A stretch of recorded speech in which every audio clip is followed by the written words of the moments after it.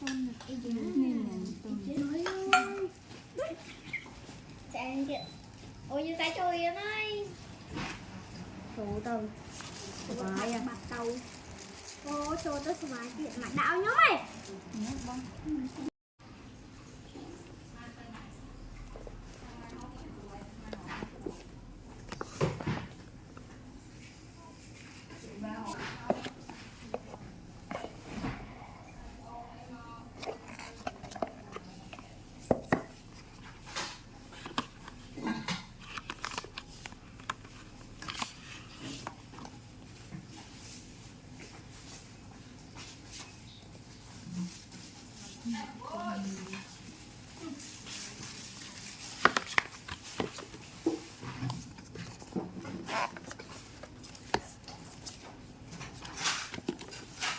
Nên mà đã có ô nấy ạ.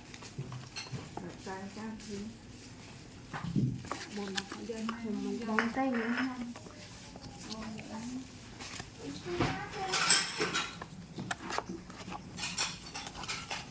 thôi Sao đây bà lại tụt tụt.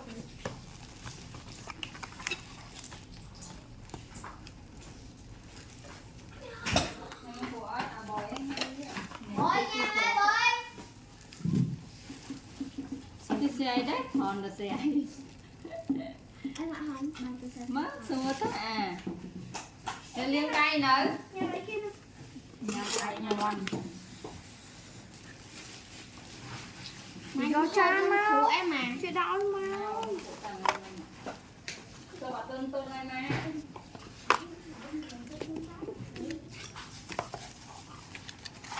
đâu một phép xây hay vậy Tôn nó. đây đây à Tôn nó tôn này. nên là tôn ấy Chúng mình mà không có cái bóng tôi ăn một đừng khăn luôn.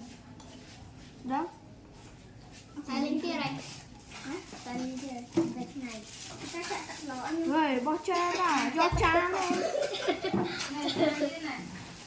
Ní cha cho mày. Ní cha mà. Ní cha bồi. Ní cha luôn. Ní cha luôn. nhạc tí xí Bỏ anh nó. Ní cha nhau mà Mày này. đã cho mày. đã cả đã chạy hơn Đạo nhau đài. Ní cha là bó vậy. Trời ơi. Chạy lên kìa. Ôi như tay chui vậy nói. Thủ từ. phải à Bạc tàu. Ô cho tới xoài kìa mà đạo nhớ mày. nhớ bông Không này nhỉ Như bò. Như cha chứ. những hình tôi này Ní cha nhung đó. đường đường như này đó ở bên tật lỗi nhưng không à. Thì cái nào tắt lỗ. mẹ con ăn sổ ăn Mấy em không làm phải tôi không làm. Anh chỉ làm. ôi phòng thì em coi Nhảy mà. Liền cái khi chúng ta bọc chạy. thì vô vô con tình ao bao cái ai với Cô. đó hả cô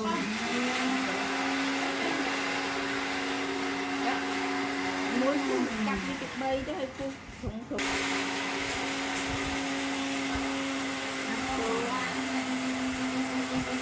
đấy cũng chắc lọt đấy bay cắt được bay đúng rồi à ba đứa cắt canh dạ ba người chụp lên con chụp lên ba không hiểu chụp về bay rồi còn đây của bạn này Tôi bỏ anh xin ăn đều. Anh xin ăn đế. Mệt á. mình đã thở Thở. Nó tích đạo thở. mình phải trẻ bạn đã là bay đầu Nhưng ta có thế đó. Ta có nó là có. Dạ dạ.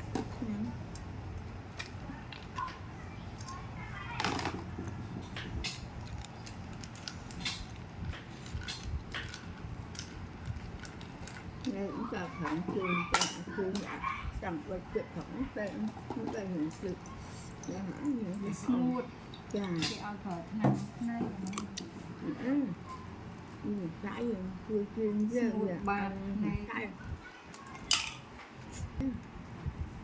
hồi đấy chuyên cứ một anh tham Rồi không?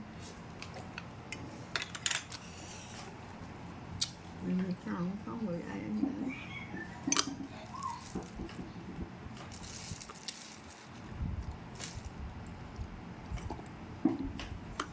Chị nói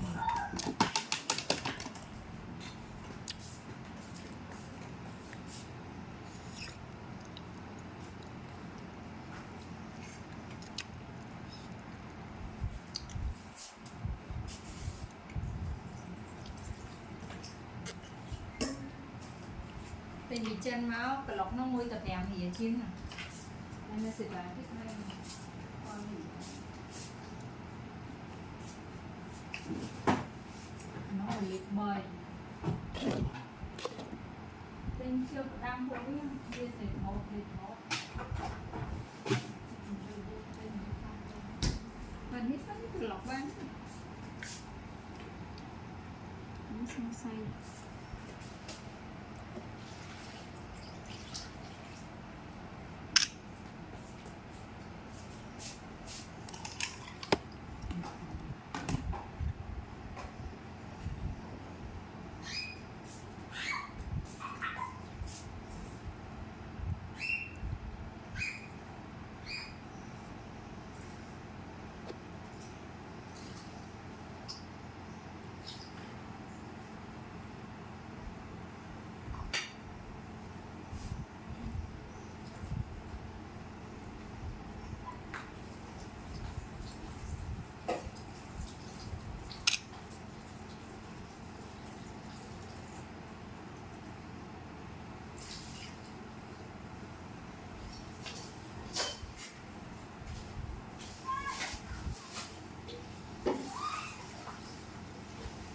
Có khiêu đó mình màu nó ăn gặp nó mà khiêu cái mưa nước mà thì mưa cái thường hơi kệ còn Cái tính ấy rồi.